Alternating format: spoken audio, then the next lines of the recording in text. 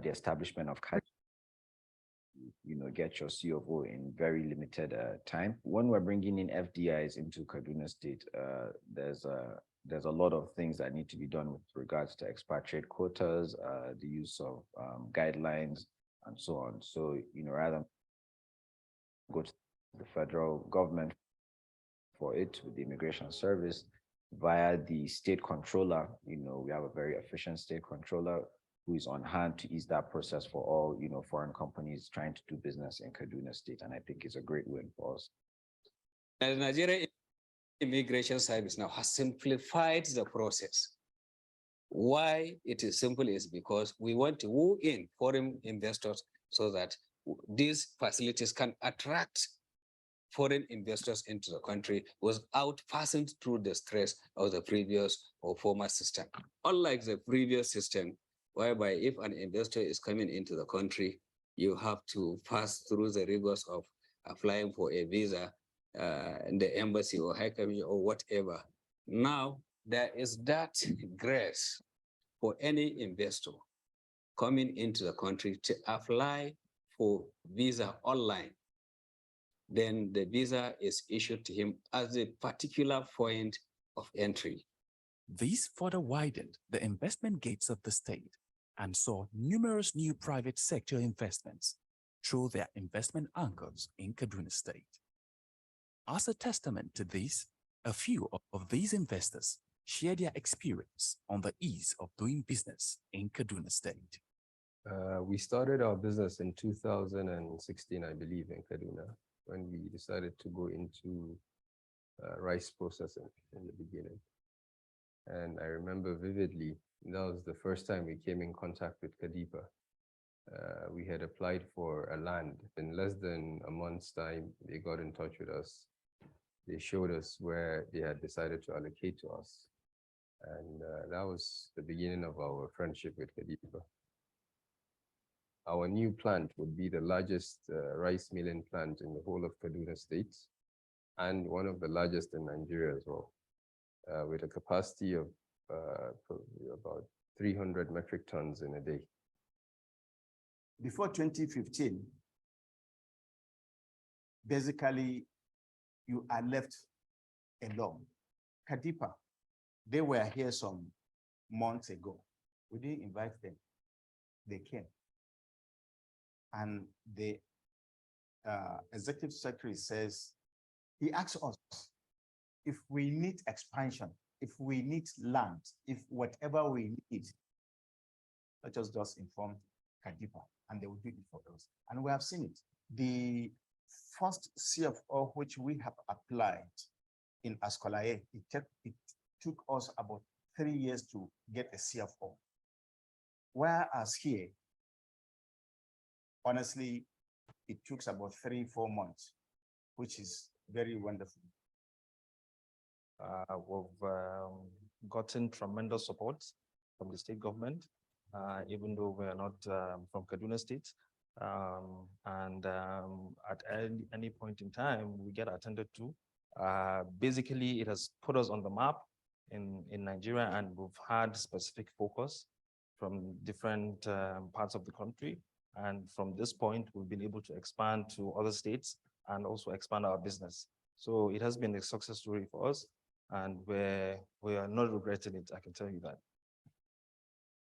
One of the things that we're trying to do was we're trying to build a campus like this because we wanted to expand the place. In the process of putting that together, the state government heard and they were like, you can't or you shouldn't be doing this, on your own. So how can we support? And, having met with the governor and his team, they proposed that I look at a few places around Kaduna, a couple of locations that I could pick one and they would get it up and running for me as fast as possible. And that's essentially what they did in about 5 weeks. We went from 0 to having the campus, thanks to the state government. KADIVEST has really served as a one-stop shop for tomato juice. I'm really proud of how fast tomato juice has been able to grow. In 2017, we had no investment on the ground, no assets on the ground. And now, 5 years later, we have the 3rd largest tomato processing facility in the country. We have a staff strength of about 110 full-time employees. We have over 1,000 partner farmers that contract directly with our company to grow maize and soy and tomatoes, of course, for us. And really, the government has been there to support us every step of the way. Working with Kaduna State government doesn't seem like, the regular government. It feels to me like, working with the private sector. So I don't even think there are a lot of, private sector players who can do that. So the response time is quick, they're very responsive, and they're very supportive.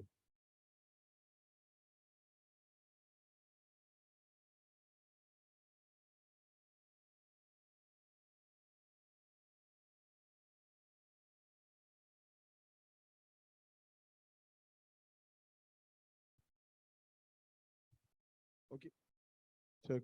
Okay, so thank you very much for that video. Sincere apologies for the visual quality. Kaduna State, as we all know, is pretty much blessed beyond just mineral resources, even though that's why we're here today. We've seen different policies being put in place that makes business easy for different sectors. And today, first of all, I'd like to invite our first speaker with his presentation, which will be on investment opportunities in the Kaduna mining sector. The MD, Kaduna Mining Development Company, in the person of Dr. Mohammed Nura Sani Hussein. Please, can we put our hands together for him?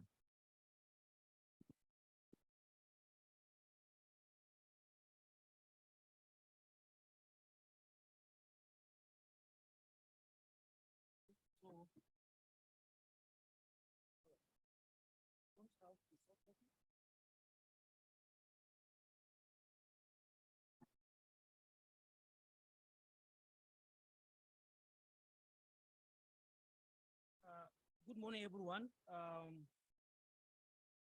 also want to apologize for starting very late.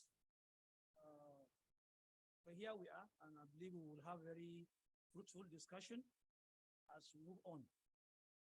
Well, as the MC has clearly said, I am just to highlight some of the investment opportunities in solar minerals in Kaduna State.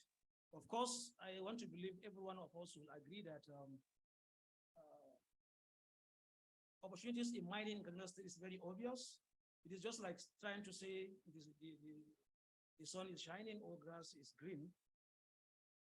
But to start with, let us have an introduction. Clearly, of course, all of us who are in mining sector understand that mining is regulated and controlled by federal government. This is actually due to the provision of the 1999 Constitution, Section 44.3, Item 39, Schedule 2, vested the control and regulation onto federal government, and is actually on exclusive list. And therefore, for any subnational to be able to actively involved in mining, then it has to come as any operator.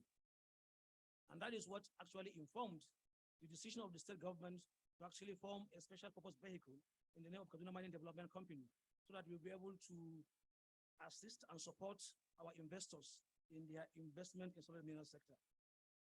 Now, mineral occurrence, as most of us know, don't really occur by accident. These are actually controlled based on the geological environment. That is why you find out that you may not be able to find oil everywhere, in every country in the world, in every region of the country, because these are, as I said, a dictate of the geological formation of that area. And that is why having the knowledge of the geology of an area will be able to give you an idea of what kind of resources you are likely going to have. And so, in summary, we can categorize geology of Kaduna in three forms, having, of course, the Precambrian basement complex, Jurassic Younger granite, as well as tertiary basalt. Now, this variety of geological formation and rocks give us the opportunity to have several and many types of mineral resources in the state. There are so many. The next slide, please. Now, this is the geological map and mineral map of Kaduna State. Although, of course, we may not say that this information has exclusively and completely carried everything we have, because it so happened that at almost every space of time, we begin to discover that there are other type of materials in some other places that were not earlier established. We'll come to that later. Next slide, please. Now, to just show a simple table, we have about 30 established mineral resources of Kaduna State, but the most important ones that occurred and are in some parts well established in the state include tin ore, nickel, lithium, iron ore, gold. Next slide, please. And then some of the non-metallic minerals are graphite, we have sapphire, amethyst, and other gemstones. Next slide, please. Now, this also is just a distribution to show what we have in the state. Next slide. Now, having established Kaduna Mining Development Company, and for us to be able to establish a pathway and easy access to these enormous resources, the state government decided to find out the exact areas where these mineral resources occur, where they have very high potentials. We now apply for exploration and other licenses so that this will now be a very easy platform on which our investors can come with ease to partner with us. Now, this slide presents some of the various licenses with the minerals that are contained on those licenses in various parts of the state.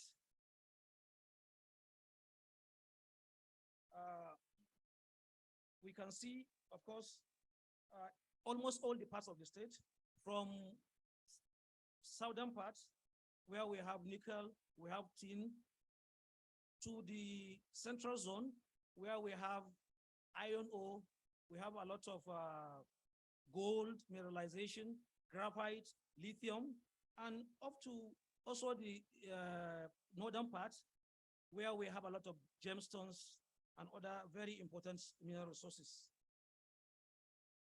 Next slide.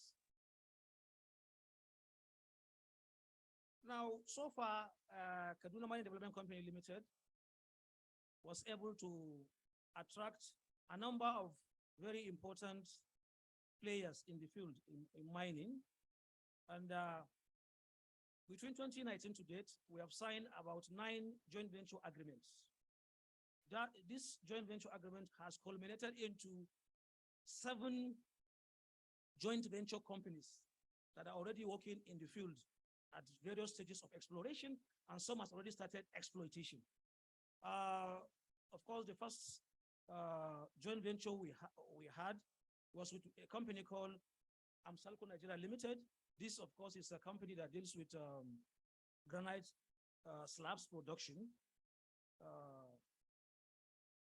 And then after that, we also have signed another joint venture agreement with Chibi Nigeria Limited.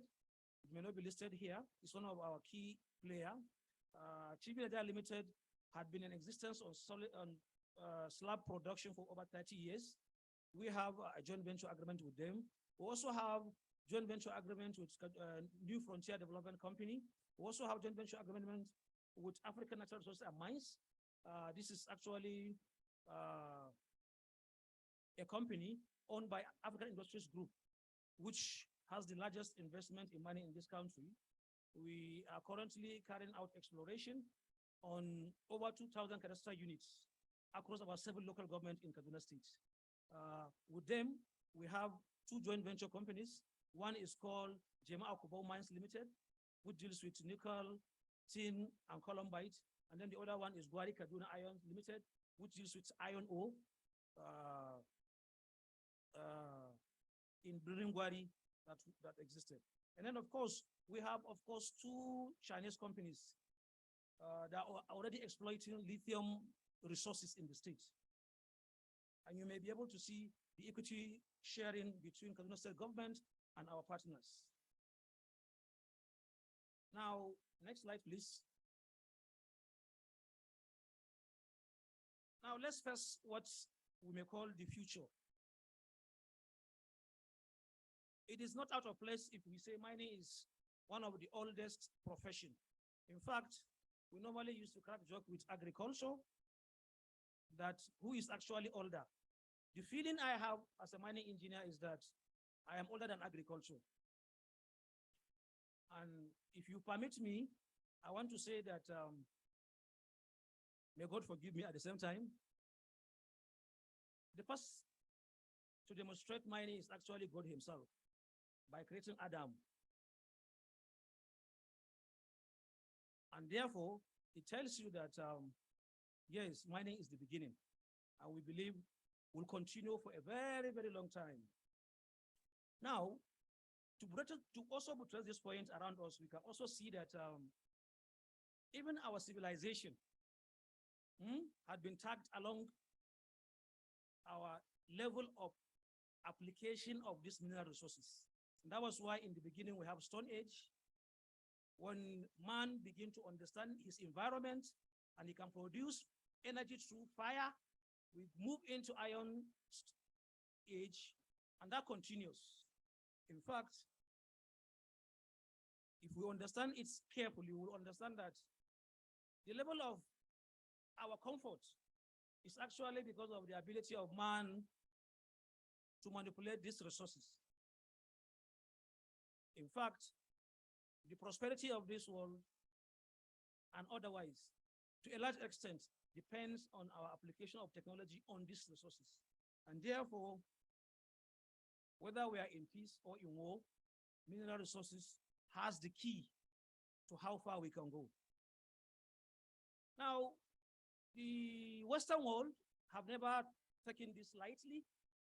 And because of the push these days of maybe better environment-friendly approaches to mining, most of our equipment and facilities are now driving into cleaner energy. And that is why you see the Biden administration and other Western world are establishing a lot of very critical ways to sustain supply of some of these critical things that will sustain their dominance to the world economy. And of course, this dominance is actually premised on the supply of these resources that are obtained in our domain.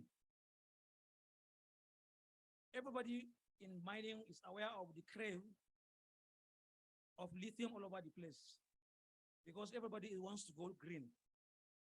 And Kaduna, of course, house enormous resources of lithium.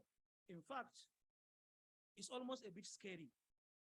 Scary, of course, in the sense that it is not, giving us fears, but it's giving us a kind of surprise that areas we assumed don't have these things are coming out with it. One of the most endowed gifts God has given man is actually mineral resources. When you pick a particular material, it has 1,001 benefits, but maybe at a particular time, you may only know of one particular thing. What I mean is that 10 years back, most of the areas we are dealing or we are having our lithium now are actually areas we are just looking for gemstones. When we saw these things, we throw them away. But we are now going back to those same areas, finding that there are some things that are more important and that are in need, the world is in need of it in so many critical ways. And that is why we are saying that the future is here with us. The advancements of our country, in fact, the whole world, is resting close to us. It is up to us, me and you, to decide on what we want to do. As it is now, we have hundreds plus of very serious, first-looking investors moving up and down from the foreign countries, trying to see how they can scoop away all these our resources. And it is our hope that our indigenous investors, of course, we welcome also foreign investors, will team up with the Kaduna State government with the plan we have. Please, next slides.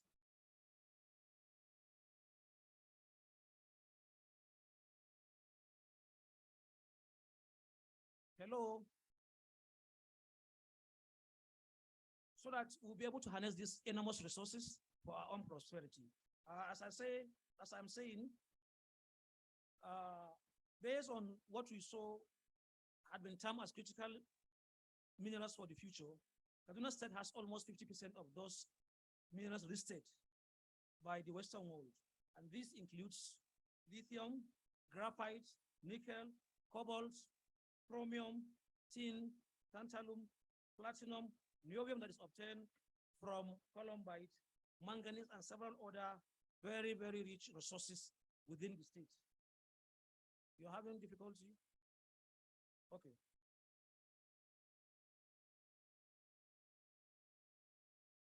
Now, these are maybe what we term as critical minerals for the advancement of technology and of course the future energy supply in the world. We also have a lot of deposits of very important metallic minerals. As I said earlier, we are in partnership with a company called African Natural Resources and Mines. This company is a division of African Industries Group who are already established or have established an integrated steel plant in Kagaruku worth over $600 million US. This is a company that is a replica of what we have been trying for the past 40 years without success at Ajakuta Steel Plant. That plant is actually completed and will be commissioned anytime soon. And for those of us, of course, who know, which I believe all of us know here, that there is no key to industrialization like liquid steel. So Kaduna is going to be the first entity that will give Nigeria or even Africa its own first liquid steel.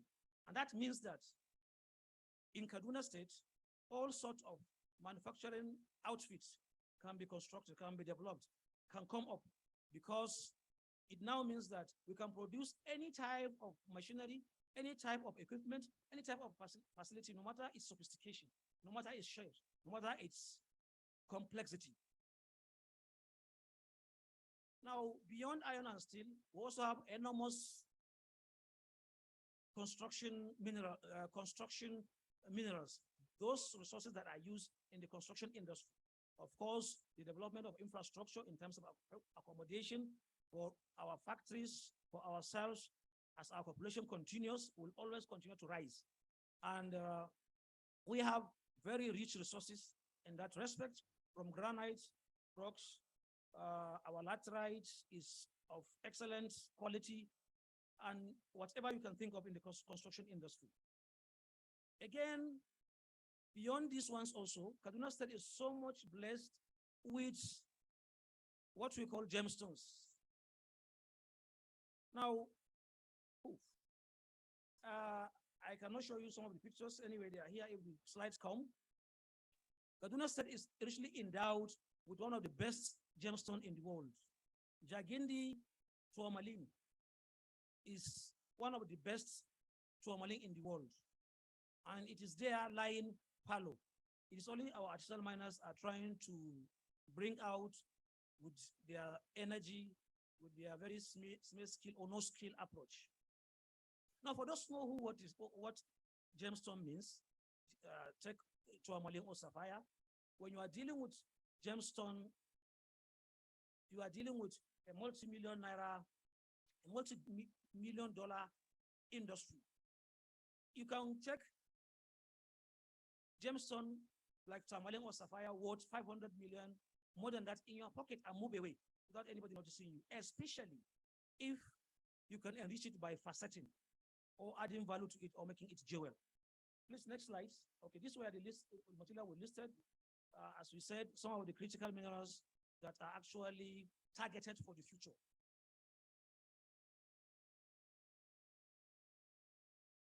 Next slide.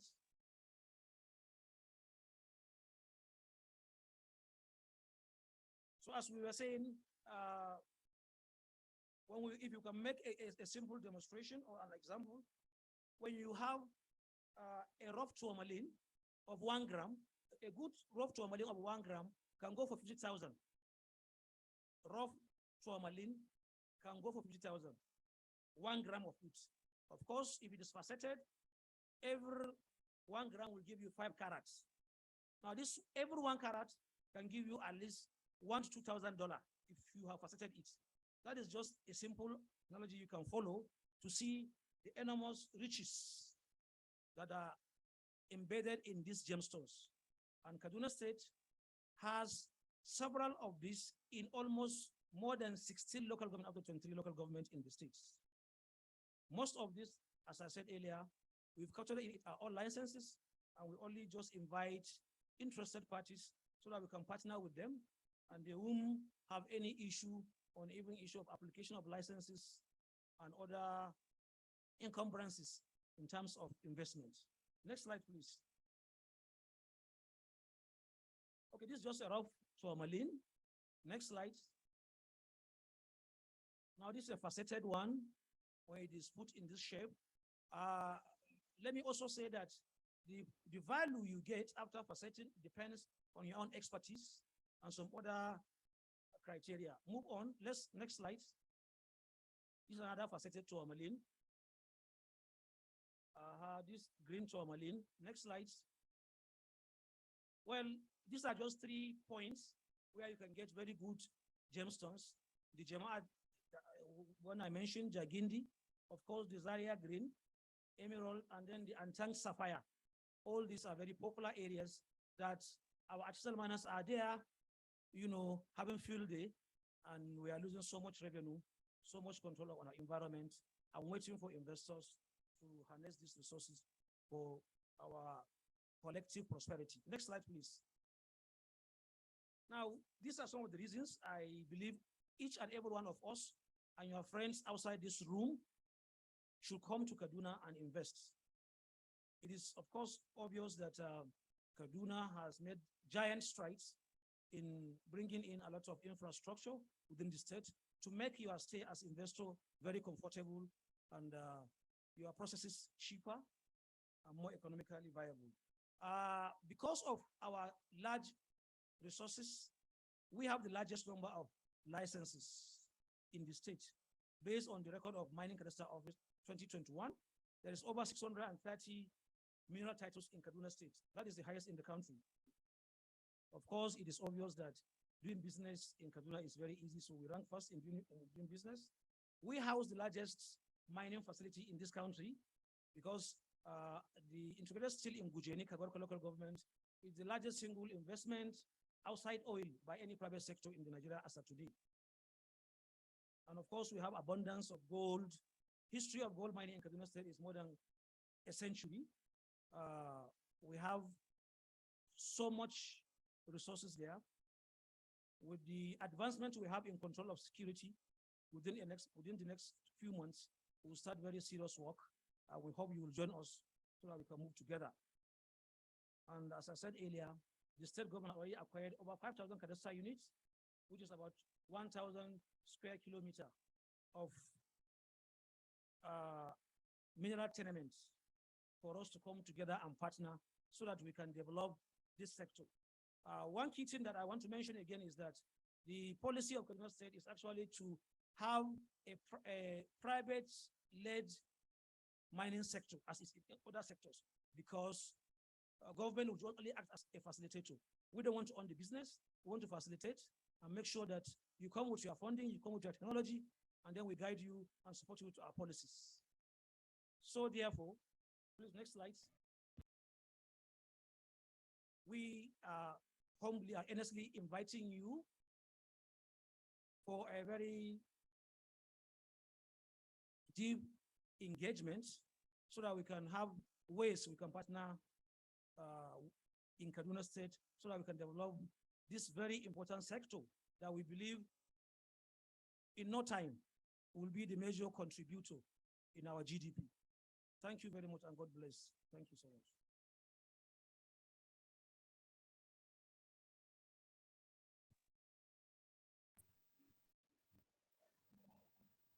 Well, thank you very much. Please, can we put our hands together again for the MD and the MD Kaduna Mining Development Company? He has broken down the enormous endowment that Kaduna State has, especially in terms of mineral resources. Shortly, we're waiting for a few more people to arrive, actually one more person. and we're supposed to have a panelist session. But before we go into that panelist session, I would like to call on um, Aisha Shoaibu, who's the president of SWA Sports, for her presentation, which will be on building through sports. So please, a round of applause for Aisha as she makes her way here.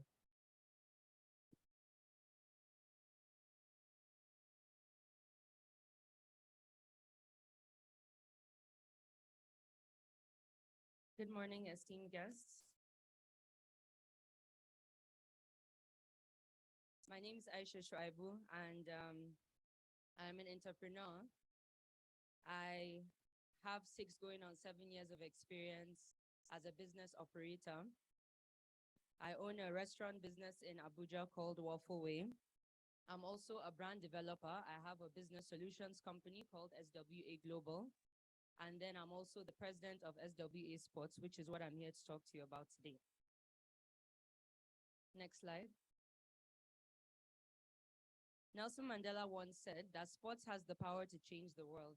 It has the power to inspire, to unite people, and to speak to youth in a language that they understand. This company for me started from a place of passion. I come from a family of 7 brothers, so naturally they influenced my interest in sports growing up. I watched and I played a lot of sports growing up. But another reason for starting this company was because I noticed that we were in a period in Nigeria where there were so many opportunities that were lying for the youth of the country, and one of those opportunities is in sports. So I was observing several things that we were trying to do as a country to get ourselves out of our many problems. And I noticed that sports is the one sector that has the power to do those things, but we're still not doing enough yet. Next slide, please.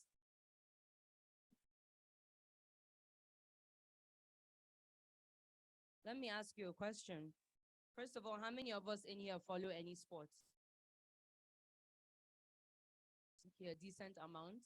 So looking at this picture now, what is the main observation? I don't think you would get it, but what would you say is your main observation in this picture? You can just shout the answer.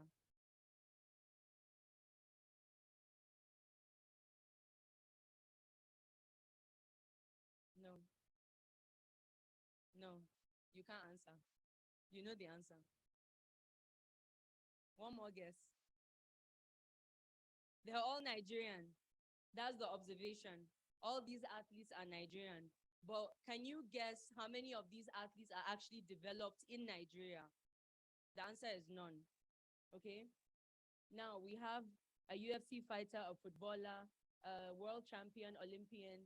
We have a basketball player, another UFC champion, and another footballer. Most of these athletes at some point in their career have been world champions, but none of them are actually developed on home soil, which is quite ridiculous because Nigeria has a youth population that is predominant, and up to 70% of the population of youth in this country are below the age of 30. So why are we still not examining sports as a way to get ourselves out of our many problems, right? So next slide, please.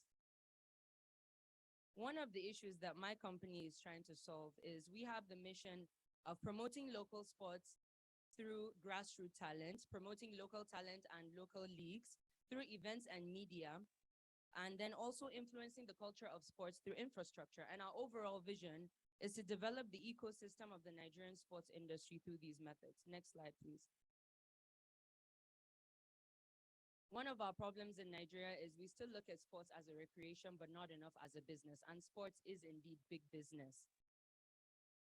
When you look at events, which is one of our focus areas as a company, sports can develop tourism. It can create opportunities for sponsorships, create revenue streams through ticketing and merchandising.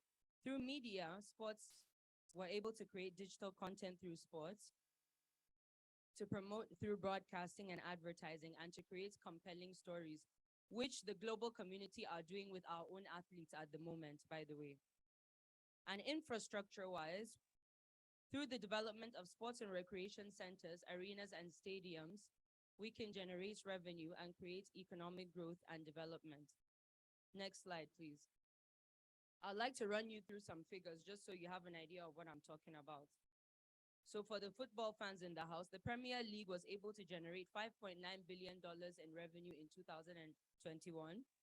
The NCAA, which is college sports, was able to generate $1.16 billion. The NBA, which is the Basketball Association in the US, was able to generate $10 billion in the same year. The UFC, which is the Fighting Championship, was able to raise $2 billion revenue in 2021. And the NFL, which is the National Football League in the US, was able to generate 17.19 billion. And most of these revenue streams are not only through sports events, but through several channels like broadcasting, the stuff that I mentioned before, like merchandising, like ticketing, like licensing, and so many other methods. So what have we done so far at SWE Sports? Next slide, please. These are images from our first events, which we organized in January of this year in Abuja. And what we did was we promoted a sport called Dembe. How many of us know Dembe here? So Dembe, as you know, is a traditional sport that stems from the grassroots communities of Arewa. Dembe is very, very, very grassroots. And most people that live in the cities have never really watched Dembe or experienced Dembe. So we decided to bring it into the city of Abuja and organize this event, which was an extraordinary event that brought fighters from the Gidan Dembe of Nasarawa State and Kano State to compete. And these fighters are very talented. This event really opened up our eyes to the potential and opportunities that lie in sports entertainment and other means. By promoting these fighters, we were able to give them a platform to not only tell our Arewa stories through Dembe, but to also promote them and to give them other ways of being recognized and to earn a living, because this is how they earn a living. Next slide, please. These are more images from the Dembe event. Next slide.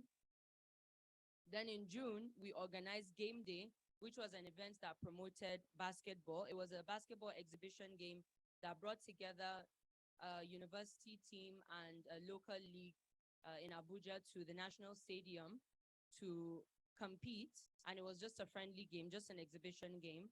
But through that event, we were able to make jerseys, customized jerseys for the event. As you can see in the pictures, it said Game Day. It was a very exciting event. It felt like almost like a basketball party. And these created avenues for partnerships as well. We had sponsors, we had partners, we had brands that wanted to be affiliated, that were able to use that platform to promote themselves. And this is really the potential when we invest in sports facilities, in the athletes themselves, and in the ecosystem of sports in Nigeria. Next slide, please.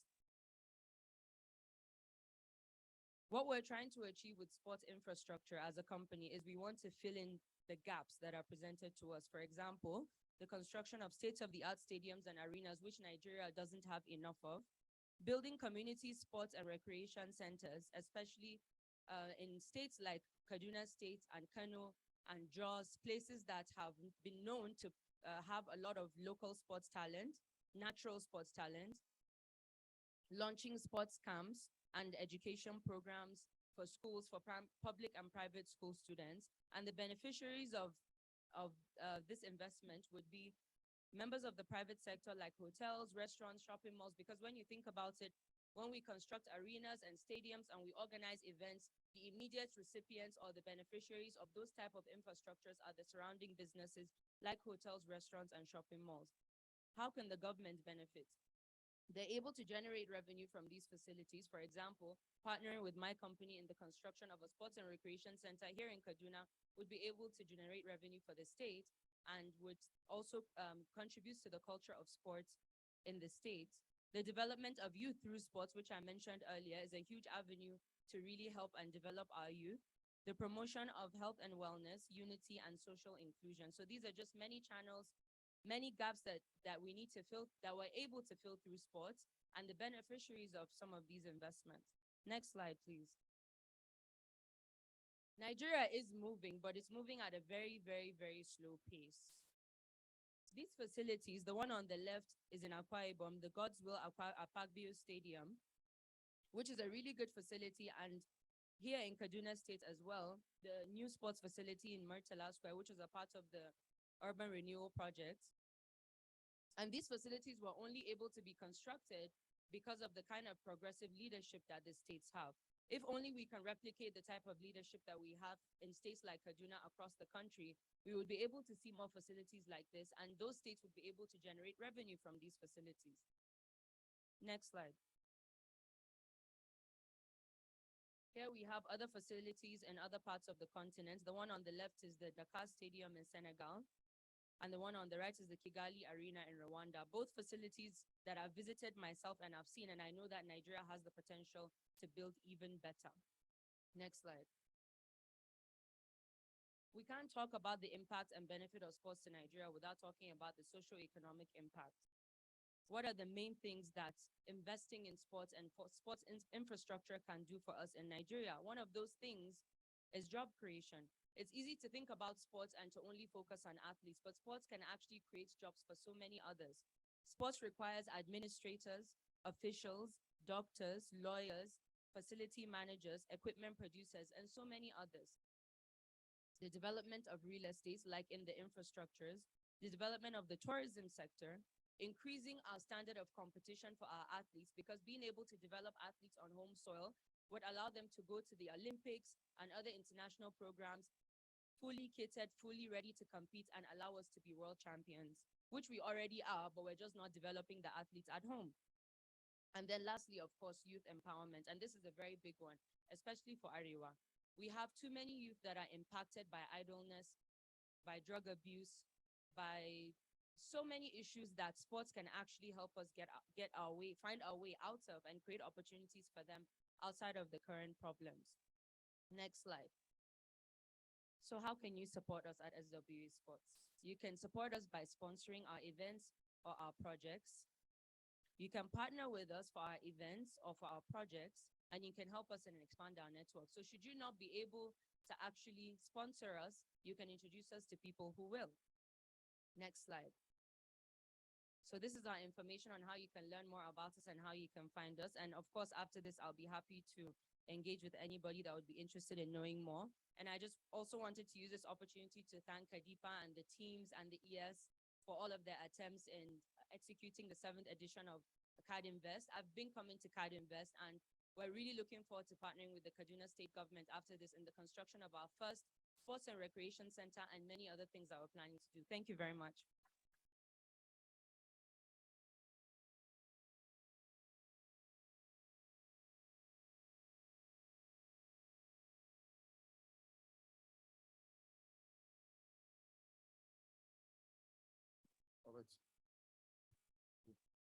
All right, thank you very much. Please, a round of applause for her. And I'm sure it has been established, and it is impossible to say it would be overemphasized when we talk about the resources Kaduna State is endowed with. So we've spoken, the MD has spoken about some of the mineral resources we have here. So we heard a bit about the metallic, non-metallic, and some of the gemstones that we have here in the state. I also heard from her about sports, which also taps into the youth. We have a lot of youth here. So the human development, that's another angle that we will definitely discuss shortly. Right now, I would like to call on some personalities here with us for a panel session where we will discuss ease of doing business reforms, sustaining Kaduna State as being #1 here in the country. First, I would like to invite the ES Executive Secretary of KADIPA in the person of Khalil No Khalil. He's a great mind, and he has proven to us time and time again that age and size isn't a criteria for greatness. So please, a round of applause for him one more time. Next, I would like to call on is the Chief Registrar, Kaduna State High Court, Mr. Murtala Zubeiru. We'll be hearing from him as well. Also, the project manager, PBEC and EBS, in the person of Ayokunu Ojeni. I believe I got that right. Thank God about that. So please welcome. And last but not least, we would have, she just spoke, we just heard from her, but she'll come back again. The president and CEO of SWA Sports, Ms. Aisha Shoebu. Please, thank you very much. At this point, I'll be handing over the microphone to the moderator, the ED Center for Trade and Business Environment Advocacy, in the person of Mr. Leonard Otuni Ubaja. I hope I got that right as well. Okay. Thank you.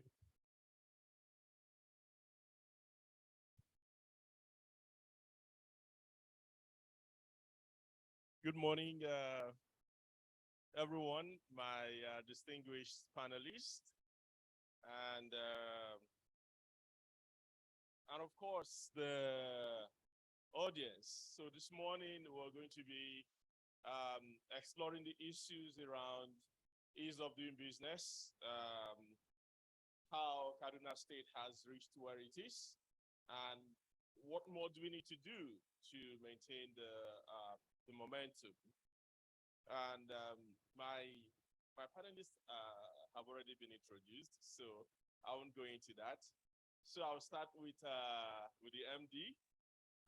By the way, thank you for having us here. All right, so I'll start with you, sir. So you're we're seeing what is happening, and the fame of Kaduna, we say, has gone abroad, or how the state has maintained the #1 position on subnational ease of doing business in Nigeria. And, this has been on for quite some time. So how do you think you need to sustain this? What do you think Kaduna State needs to do to keep just being there at the top? Thank you very much, Leonard. Once again, good morning, everyone. You see sustaining reforms, and you mentioning that we're #1. When we were forming this panel, we said sustaining Kaduna State being #1. I then now put IO, which in PEBEC, they ranked us as number 14 or 12. So I was like, let me put him intentionally to spite PEBEC, in terms of the positioning. But what we're doing now in Kaduna State is, His Excellency and his administration has done an amazing job. We sat down, we digitized, automated a lot of all the MDAs, and even the other arm of government, CR, will be able to expound more on that. What we're doing next now is to ensure we sign the Ease of Doing Business Charter at the main summit on Saturday. Right. This will get all the MDAs to further commit in the next 4 years as to reducing the time, days, and costs and procedures it takes for you to get your permits and license. That's on the one hand. On the second hand is we try to ensure all reforms are institutionalized in Kaduna State. So they're established by law, similar to KADIPA and co. What we want to do going forward, of course, is, to continue to host these Ease of Doing Business Committee, where myself, the likes of CR, other MDAs, sit down every week to hash out investor challenges, debottlenecking all the issues that businesses have, and so on and so forth. So these institutional reforms that we have had are part and parcel of what this administration is doing to sustain these reforms going forward. And I feel if we continue this into the next administration, which we're very confident about, Kaduna State will not just be #1, but we'll be able to beat PEBEC for ranking us number 14. Thank you. Thank you. Thank you. Well, I'm tempted to go into that issue of the World Bank subnational ranking and then the latest PEBEC ranking. But I think I would avoid that temptation so that I don't put I on the spot. Okay, but at least we know that from the World Bank subnational ranking, Kaduna remains #1. Oh yes, great. I think that's great. That's wonderful. Institutionalizing the reforms is something I take away from there, so that we have continuity in what has been achieved. That's great. CR, sir, we understand the importance of the judiciary, especially when it comes to resolving commercial disputes. And I also know that Kaduna has been doing well in that respect. So what in your mind do you think the state has done, and what more could be done in fast-tracking the resolution of commercial disputes in Kaduna State? Good afternoon, gentlemen. Before I go into that, let me allay the fears of the ES in relation to PEBEC. I'm sure with the recent engagement we had with PEBEC in Lagos, they have come down on that their ranking. Am I right, sir? Yes. You see, from the judiciary's perspective, Let me put you through what we have on ground. We have about 300 lower courts separate throughout the state, and they handle civil cases comprising the magistrate. When they sit at on civil matters, they are referred to as district court judges. We have the Sharia courts and the customary courts at the grassroots level. About 300 of them separate throughout the state. We have 18 high court judges. We have 5 kadis. We have 3 customary court judges. And all these courts entertain civil matters in addition to other matters that they also handle. Let me also put it on record that we have the Alternative Dispute Resolution Center within the building of the High Court in the headquarters. It has about 3 or 4 doors: arbitration, reconciliation, mediation. And recently we had the first ever settlement week in Kaduna State. We went around the marketplace and informed people that you can just move into the center with your dispute. And it was freely offered. We did it in such a way that you walk in or a matter can be referred from the court. We had, and it's still ongoing, it's free. You just move into the center, you lay your, the essence is to settle this simple commercial debts, and it's free. Now, we are having a recent engagement with the German corporation, GIZ, and the Presidential Enabling Environment, through which we have established what we call the Small Claims Courts in Kaduna State. It simply means courts that will settle simple commercial debts and liquidated demands. And the beauty of this exercise is that a case can be heard and determined from filing within a minimum of 1 day and a maximum of 60 days. We entertain lawyers, but they have to work within the confines of the practice direction. It's not more than 60 days from filing to conclusion. You talk about adjournment of cases, that when you go to court, they adjourn cases. In this practice direction for this small claims court, adjournment is only once, and you have to merit it before it is granted. So these are some of the steps we've taken in the judiciary. We've already signed the Chief Judge of Kaduna State had signed the practice direction and the training manual.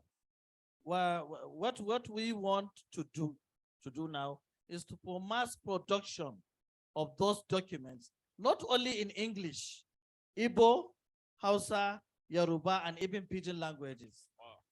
We hope to receive more support from the government to be able to accomplish this. We're in the process of digitalizing the entire judiciary. The e-judiciary project has gone far, but we hope, like, not to talk of the magistrates, even some of the high court judges, they still write longhand. So if we can do something to even provide them, like the magistrates, if they can have this small tab, what do you call it? iPad, not the one below the iPad, the tablets, at least for research. We've gone into some collaboration with the Law Pavilion to enhance their research capabilities. We paid and they have installed some of the devices. Recently, the Law Compass has been launched in the Kaduna State. We've also engaged them to take some for the magistrates. So we hope we'll continue to receive some support to be able to deliver on some of these activities. Thank you. Amazing. Amazing. This is, I'm sure Kaduna State is going to be setting a standard for national judiciary reform. Maybe I should apply for an honorary citizenship of Kaduna State after today. Thank you. Ayokunu, you're coming from the Central Coordinating Office for Ease of Doing Business in Nigeria. That's the Presidential Enabling Business Environment Council.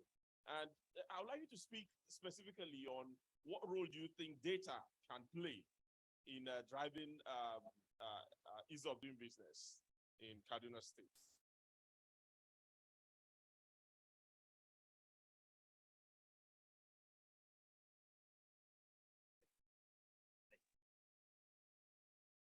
Thank you, Leonard. I suspect it's Khalil, my brother. All right. 2 years ago, I stumbled on a cover by The Economist, and they tagged data as the new oil. And the reasons are not far-fetched.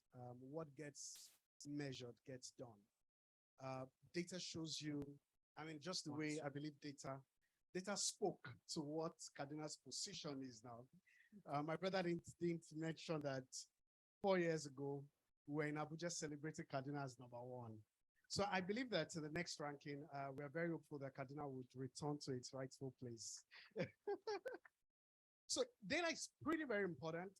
If you don't know who your citizens are, you really can plan for them.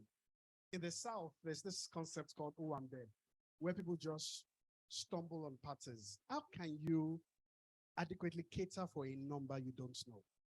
Right? So the same thing goes for governance. If you don't know your citizens, if you don't have a 360-degree view of your citizens, it becomes very difficult for you to plan and to address their pain points. So the challenge really is to build a structure and system such that the data that will help us gain the insights to solving this problem so that we don't walk in the dark and grope in the dark. So I think the Kaduna is, it's on the right path. Yesterday, I had cause to visit kaduna.business, and I know that I cannot register business premises online. And those are the important data points. We tie that with taxation, tie that with the lands. I know amazing work has been done in the GIS. We will be able to get a 360 view, and I'm sure that in a not too distant future, we'll begin to reap this new oil that data can only give. Thank you. Thank you. Yeah, I like the idea of the online business premises registrations and all that. Aishan, by the way, thank you for that great presentation on sports development. Indeed, those are the kind of things we need to do when it comes to empowering the young people and creating economic value. Thank you very much for what you're doing in that space. Now, as from your practical experience in business in Kaduna State, what do you think are those practical challenges you faced in doing business in Kaduna State? And if they've been resolved, kindly let us know how they've been resolved. Well, thank you for that question. I've always said that access is really the main issue when it comes to businesses in Nigeria in general. Access to funding, startup infrastructure, access to talented and capable people. You know, as somebody that has been doing this now for 6 going on 7 years, startup infrastructure is just absent, and most people don't know exactly where to begin as far as technical know-how when they want to start businesses. There's also the issue of increased costs of running a business at the moment. I believe inflation is at 20.9% now, which is a 3% increase from just a year ago this time. And there's also the security concerns. Just yesterday, outside of one of my business operations in Abuja, a man was shot dead. So these are issues that are actually being faced by businesses on a daily basis in Nigeria now. And then, of course, there's the infrastructure gaps. But then you look at Kaduna State and what it's been able to do in the last 6 years of just creating a more conducive business environment for businesses to thrive. And you were saying, you know, my experience is running a business in Kaduna. I'm actually not running a business in Kaduna because I've been running away. Sorry, yes. Because you need to bring her back to Kaduna. No, but that's the thing exactly. Like there's been so much progress, there's been so much development, and just driving through Kaduna between yesterday and today, I've seen the changes. You know, it's visible and it's just so impressive, and it's so commendable for this administration and Kadipa. So I'm definitely committing to setting up a business now in Kaduna because I just have to, right? So, I mean, those are the issues faced, but, you know, with states like Kaduna committing to development and creating that supportive environment for businesses to thrive in, you have no other choice but to make that sort of investment in this type of environment. Thank you. Thank you. DG, you know, well, I've got you an investor, first of all, so I'll come for my commission. Good. So she talked about some of the challenges. You know, she talked about the entire startup ecosystem. You know, access to skills, access to fund, especially skills. I think it's very critical in Nigeria. How is the state, KADIPA being the lead agency, addressing the issues that businesses face like this? How do you interact with your customers who are the businesses? Leonard, what we do in KADIPA is we strive to be a world-class investment promotion agency. We have done the peer review learning with our mates all over across the nation. We realized we're far ahead, so we said we won't stop there. So we're now benchmarking ourselves to IPAs across the world. So when we're doing peer review learnings, we do with the likes of Rwanda, Ghana, South Africa. We're doing one with Estonia next. So all it entails is you need to just be a responsive agency. You need to be approachable. You know, it's like His Excellency was saying this morning on Channels TV. We need to reverse the mindset and orientation, right? We are public servants, okay? We are not to dictate to the public itself. So when businesses like Aisha's business come in, they are the ones to dictate to us what policy should be like, what exactly they need. All we need to do is to listen, provide the enabling environment, and government should back up.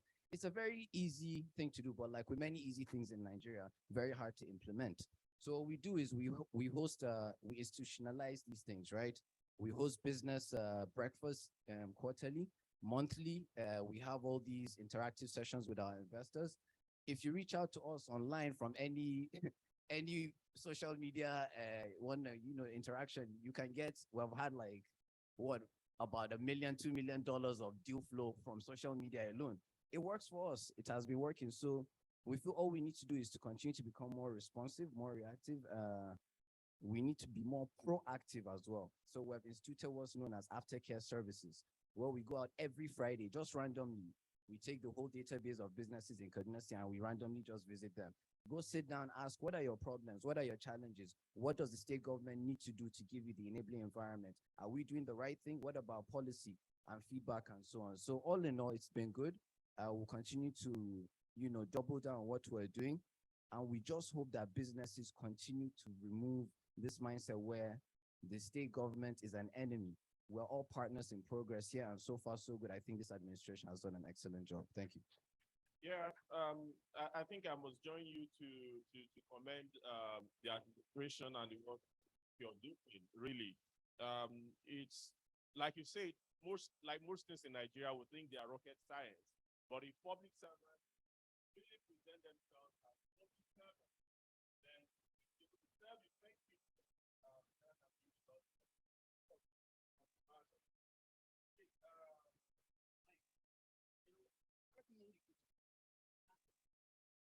Can you all hear me? Sometimes I pretend to have a very loud voice. Okay, great. Fine. So looking at this, you may not be intimidated, you're Quebec, but for some other person coming from another state not doing as well, the person may be intimidated. But you being Quebec, being the custodian of all that is good about ease of doing business reform, I'm sure you still think there are some things Kaduna State can do better, to keep improving. Absolutely. The journey to improvement it's never ended. But I must say that Kaduna is definitely on the right path. I think the little bump from first to the current position, it's going to be temporary because we engage with a lot of states across the country. And one can confidently say that Kaduna is easily among the top. But in tying up all the things the state is doing, small claims courts, you have CFOs being issued promptly, all those things. One important piece that I think it's important to do in the short to medium term, it's the position of automation. How do we really make one-stop center work in practice? So from anywhere I am in the world, I mean, the entry point is that you can communicate with me on social media. The real place, probably what you would call utopia, is that, not utopia because that would be a false stream. Where we should really get to is seeing how from the comfort of our homes, we can actually do what typically is the G2 B or G2C type of business? How can I initiate, start my company registration, business premises, get a tax identification number, get the state identification number if possible? I mean, essentially what my colleague has said about the startup infrastructure, making it easy for people to, I mean, at the dead of the night, you have an idea in your brain and you just get onto it and you can set up the things that are required while the iron is still hot, right? So that automation piece, I mean, just let's look at a case in point. What you typically take days to do. Let's say I need to register with a government agency. Sometimes you need to go pick up fiscal form in some office. Yeah. Can I do this online? And if I'm able to do it online, the next thing is that, can I get the payment receipts online? Well, the payment advice online. And when I get the payment advice, can I make the payments? I know, of course, because I was a Cardinal business yesterday, I know the work has started, but we now need to move beyond having an oasis of development to making the entire city, entire business-wide, entire businesses enabled by technology. The lower hanging points have been done. We're not getting to the harder part, and it's not just for Kaduna as a state, even at the federal level. We moved 39 places, aggregate on the World Bank doing business. The low hanging fruits, now we're getting to the harder part where you need to come up with structural reforms. But I'm sure that Kaduna has the guts to get it done. Just on our way here, we're speaking about how courageous the leadership has been.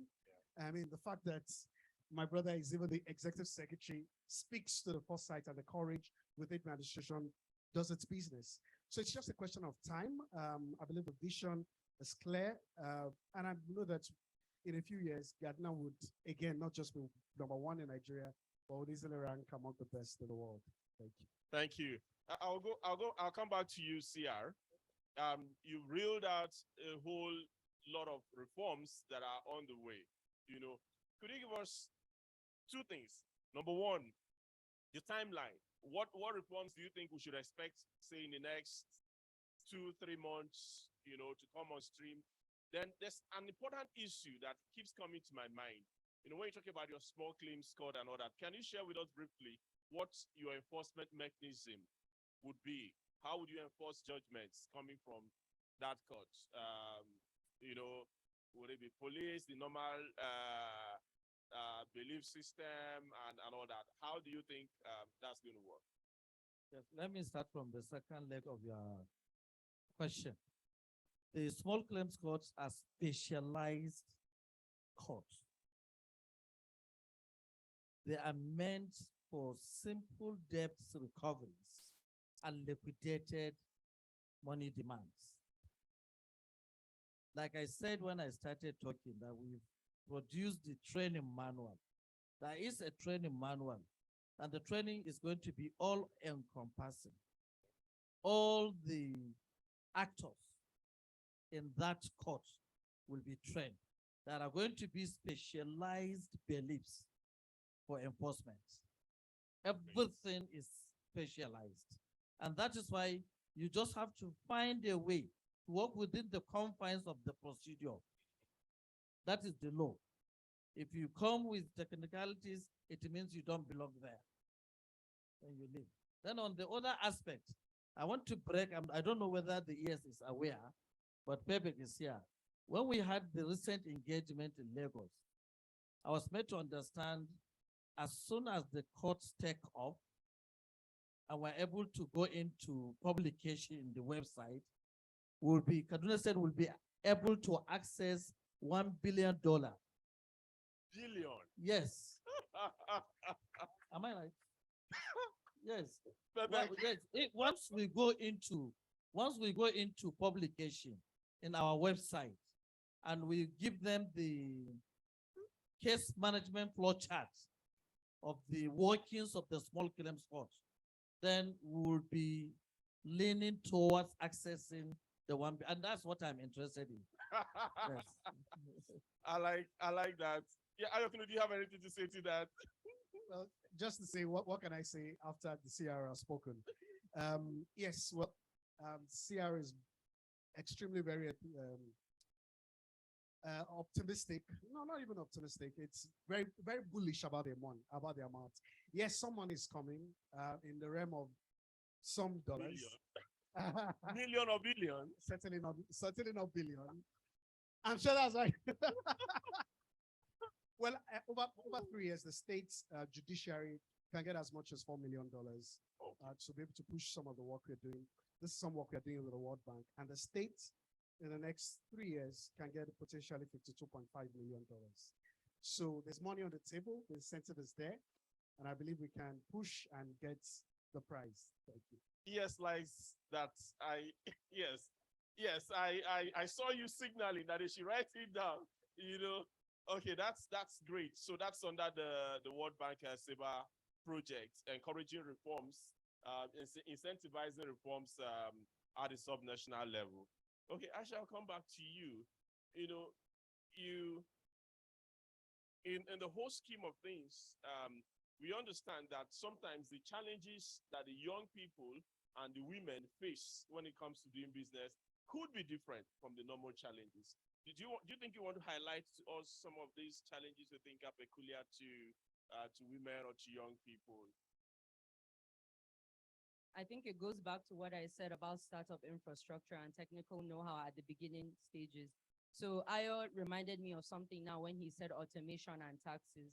One of the biggest achievements, in my opinion, of the Buhari Osinbajo administration is that they were able to enable the automation and ease of tax remittance through the Tax Pro platform online, which for me personally as a business has really benefited, us. When I think of having to physically go to offices in the past, and that's just hell, and nobody wants to go through that. And when you talk of women and youth, these are not things that when you're as an SME, you're able to even understand in your first, second year, and you already know how it works as a startup. You don't survive your first 2 years, you probably just won't survive after that, right? So that was a very important thing. But there's also the regulatory boards, right? When I think about the FCT, for example, as someone that has a physical location in Abuja, we have AMAC, and that's the Abuja Municipal Area Council that are meant to regulate the operations of. I don't like them. Exactly, exactly. They're very frustrating, right? But this is an agency that is meant to actually develop and grow and lead to the sustainable, growth and progression of your business, because you're remitting fees, you're paying fees to them. But I personally haven't really seen the benefit of that remittance. And these are people that come and they frustrate and they tension. And as a startup, as an SME, this can really force you to just exit and give up, right? So there is the responsibility of the ministry to look at this agency and similar agencies and just hash out exactly what it is that you're doing with these fees, that businesses, because you're paying taxes, you're paying fees to regulatory boards that are meant to help with your growth and development, but nothing's happening, right? And then there's also the issue of scale, which still goes back to startup infrastructure. We don't start SMEs with the intention of scale. In Nigeria, we don't operate like that mentally. We start businesses because we need immediate rewards. And by the time we don't see those immediate rewards, business packs up. When you add the economic instabilities as well, that just adds to the whole mess. So scaling is something that the government can really play a part in helping when it comes to SMEs. And it's fantastic, by the way, that Kaduna has been able to get the Olams and the Dangotes, but an enabling environment for small businesses is just as important. Supporting small businesses is just as important, right? And by the government opening up their doors and saying, listen, we're ready to partner with you, we want to partner with you, right? They've created an opportunity for themselves to generate their internal revenue, to, create more opportunities for growth, because other businesses would see this support and they would want to come and, put down that investment as well. And then for the businesses, you can offer incentives as well. You can offer tax incentives, whatever it is, just to enable that participation between government and private sector.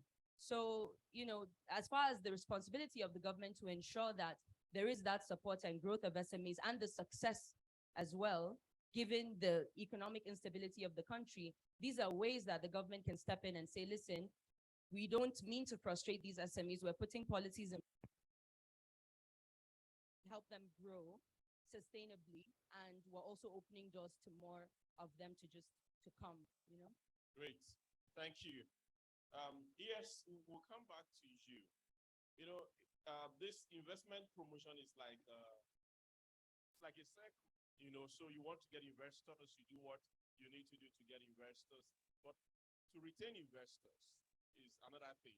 And then you need to retain existing investors so that they become your testimonial to existing to potential investors. Could you walk us through your aftercare services? What do you do already existing in the States? They're already running their businesses in the state. I'm sure there are a few investors seated here today. So I'm sure they would like to know what do they benefit? A lot. Okay. Like I mentioned already, it feels like I'm answering the question.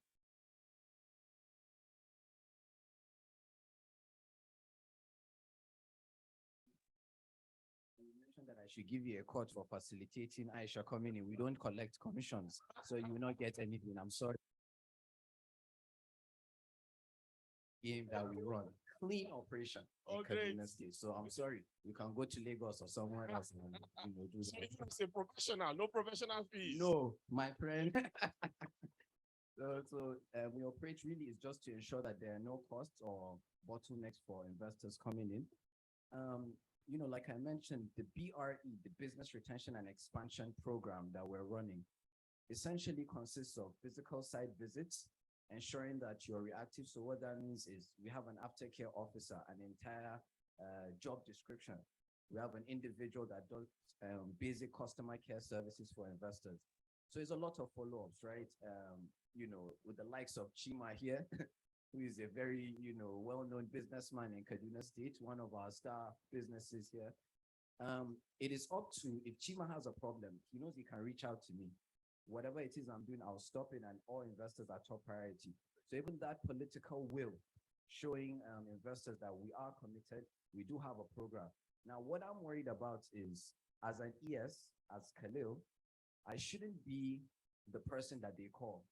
I need to institutionalize it. That should be a legacy that you leave in the agency, because then if I leave and he's trying to reach out to me and I go, it's not me, it's Ayo that is the ES now. It doesn't make any sense anymore.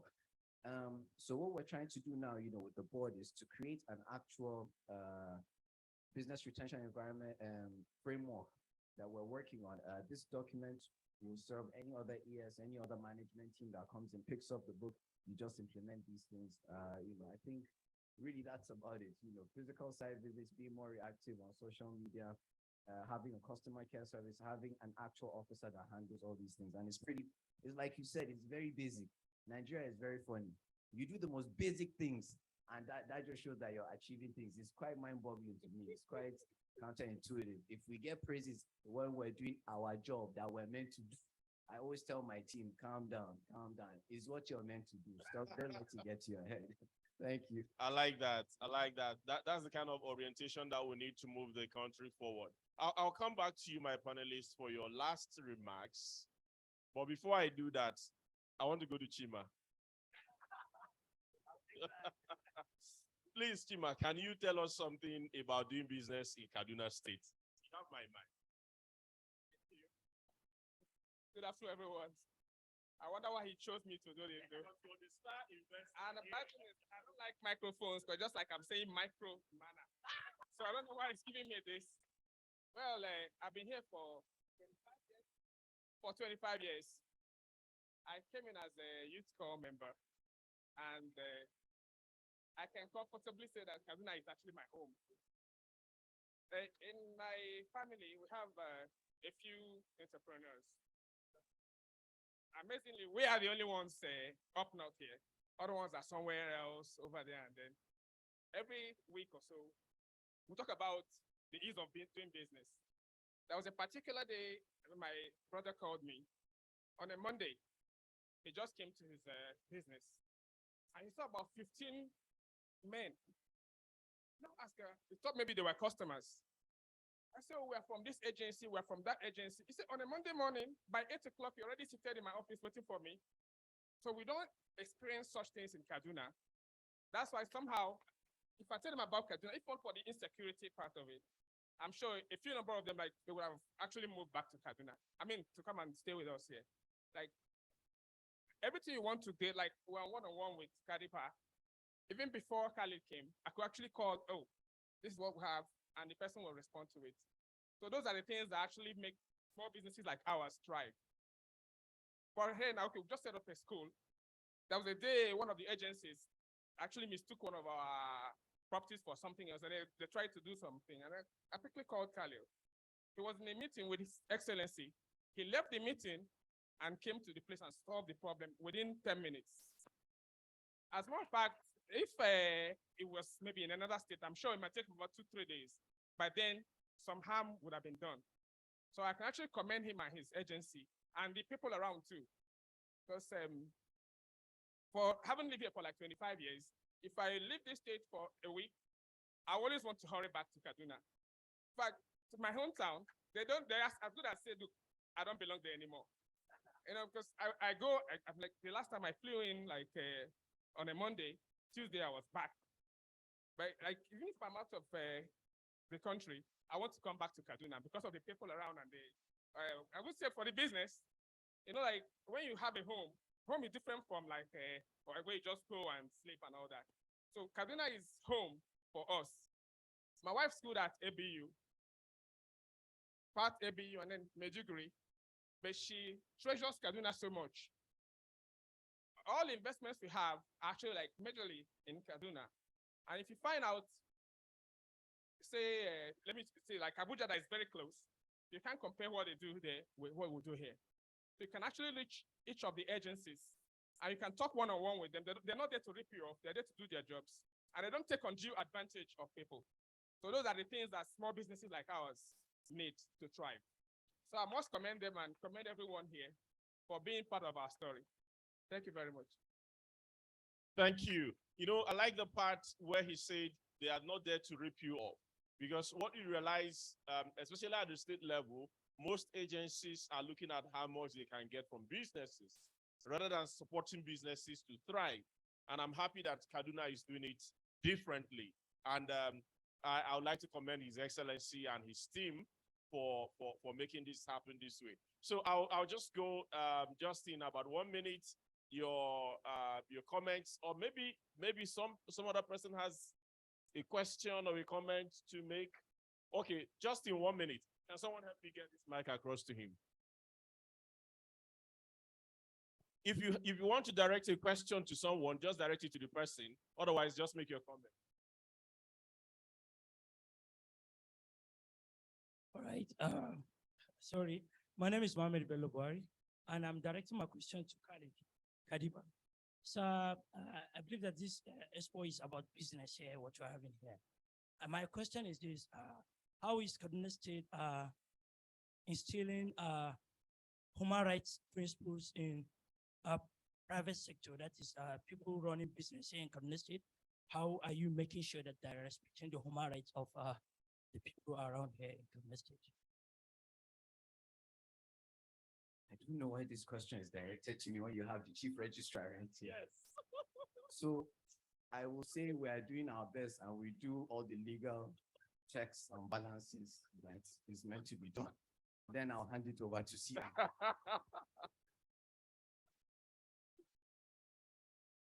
You see, sir, there are provisions under the law whereby when there is any breach, you can take advantage of that provision and move to where you can get redress. That's why we have the courts.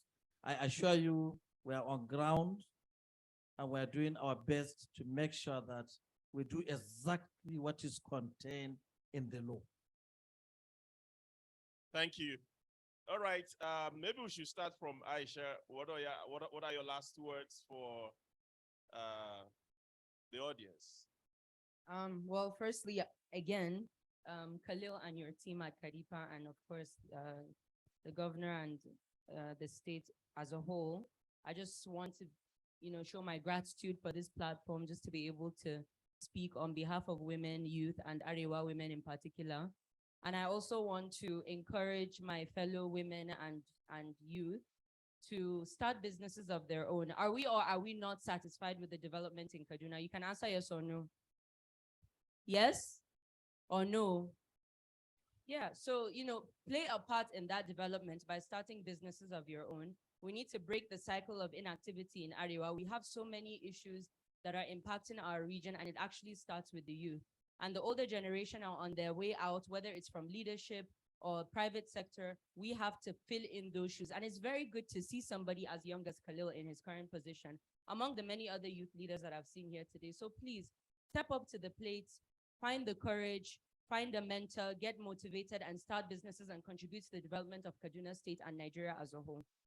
Thank you. Ayo. Thank you. Again, let me follow the tradition and most certainly thank Khalil for the kind invitation. I think the point that I like us to go with is to keep up the engagement with the government. Sometimes there's a dearth of knowledge. We don't know everything in government, so it's important that you come with fresh ideas. Challenge where, I mean, if Kadibat says it takes 24 hours to get your business premises registration done, and if your experience is different, please, by all means, speak up. Because Khalil, on a daily basis, doesn't register business premises. He would only know if you reach out. And if there's any good you also say, please, by all means, give a thumbs up. It's important that we keep the conversation open. And as we do that, I believe that our collective dreams as citizens will come into fruition. Thank you. Yeah. CR, sir. Well, I don't know whether I also have to thank Adiba, and I don't want to do it because we have three arms of government. He is coming from the executive, we have the legislature, and I'm coming from the judicial arm. Oh, yes. And it is one government. Yes. So I want to believe the thanks applies to me as well. So CR, thank yourself. No, I want to thank them for thanking the government of Kaduna. Oh, great, great. Thank you so much. You're welcome. All right, yes. Thank you very much. Let me return the favor. Leonard, Aisha, Ayo, for taking out the time to be on this panel. And for CR, it's quite funny how Kaduna State government operates. You see a 29-year-old with a CR, Monash 55. Well, he's 55. He's quite young, actually. You're quite young. No, it's true. And when people come to Kaduna State and they see the way we interact and they go, small boy, but that's just how it is. When I'm in council, I'm not there as a 29-year-old, I'm there as ES Kadipa. What ideas do you have on ground? We have already moved from that thing where you're going, wow, this guy is young, to how are you delivering? What are you doing? How are you contributing to society and so on? And I think that's the mindset that His Excellency has put across for all of us. And it is key for us to be the next, an inspiration for the next generation, because we're not just here to, be the ones that everybody keeps thanking or whatever. We're here to set the tone, set a legacy, and begin to think with the end in mind. What is the future of Kaduna that we're trying to see? How do we get there? Ask these difficult questions and actually just roll up our sleeves and get to work. There's just no more time for talking. I don't think there's time for excuses anymore. And like my brothers here said that they don't feel like the business environment is favorable. So they take their names, please, and bring them to our agency on Monday. Let's hear what exactly it is. We want to challenge every single business. What is your problem? Is it that you cannot key in? If so, why not? What are the excuses? There's just no more time for excuses. And Nigerians are very, very good at making excuses. I always tell my team there's an excuse economy that exists and we need to assess it. But it doesn't make any sense to me. So I feel we need to put our heads down, watch, like Aisha said, how can you key into the state development plan? How can you contribute to society? We need to move away from being an extractive and rentier-seeking economy to actually adding value to the economy and being productive. So what are you doing today to advance society tomorrow? So invest in Kaduna State today, invest in the future. Thank you very much. Thank you. Thank you. So I'll close this panel with a short story. A few years ago, I think that was 2019, I was appointed by a state governor where I come from to work for him. And I said, okay, sir, I will help you to work on ease of doing business. That's what I have always done. Then I design my programs, I make my presentations, and he will ask me, is this what Kaduna State is doing? I'll say, yes, okay, approved. We're going to do this. So the selling point is, this is what Kaduna State is doing. And if that is what Kaduna State is doing, approved, we're going to do it. So on that note, I want to thank all of you for listening, and may God bless Kaduna State. Thank you.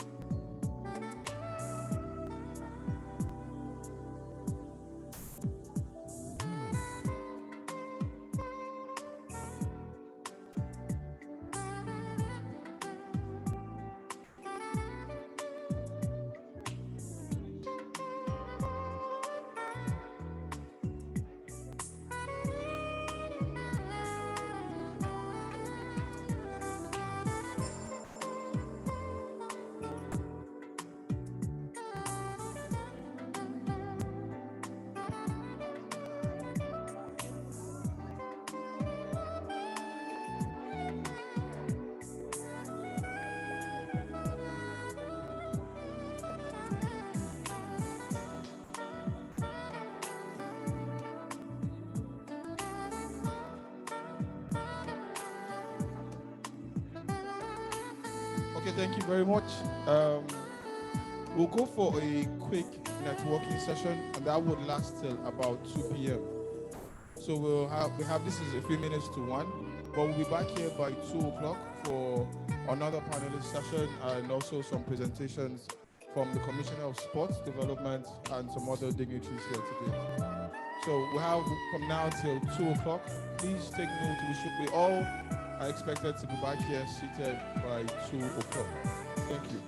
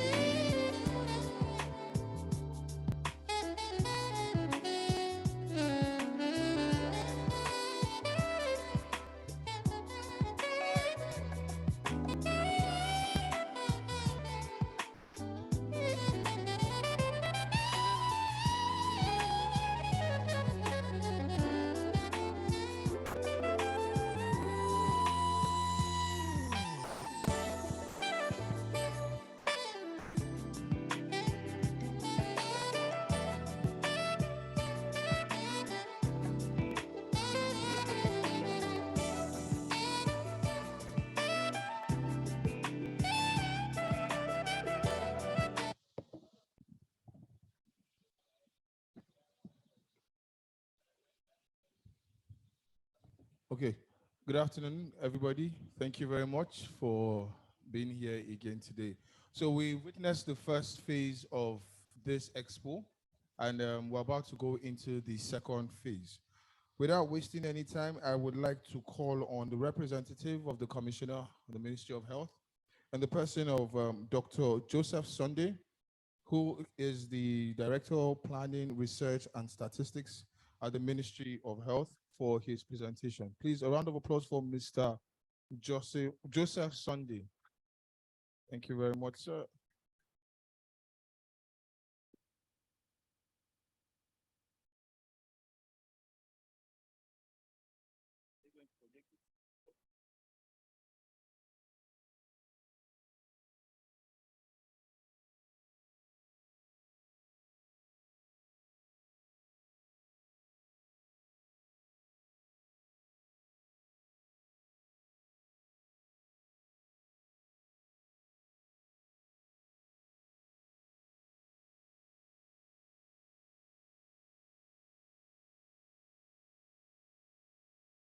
Okay, good afternoon, everyone. I bring you greetings from the Ministry of Health, from the Commissioner for Health, Dr. Amina Mohamed Baloni, whom I'm making this presentation on behalf.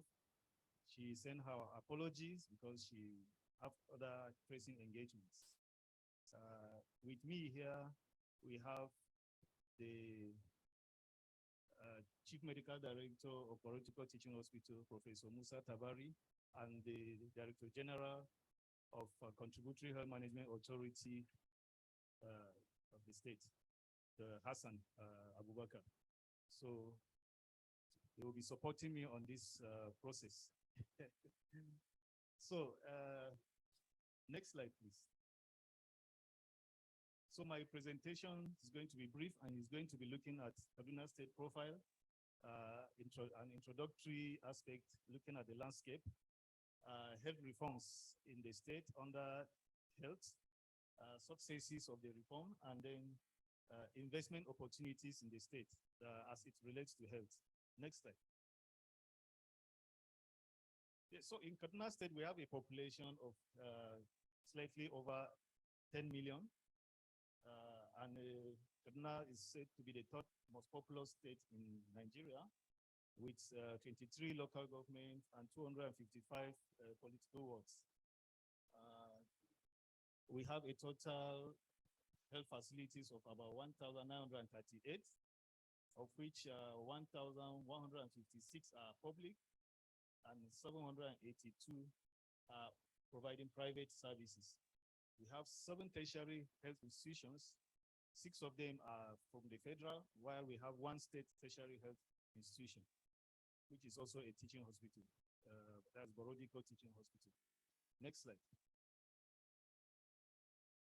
So the health sector have the overall objective to ensure delivery of quality healthcare services to all people of Kaduna State by providing clear policy direction and implementing all health plans in collaboration with relevant stakeholders.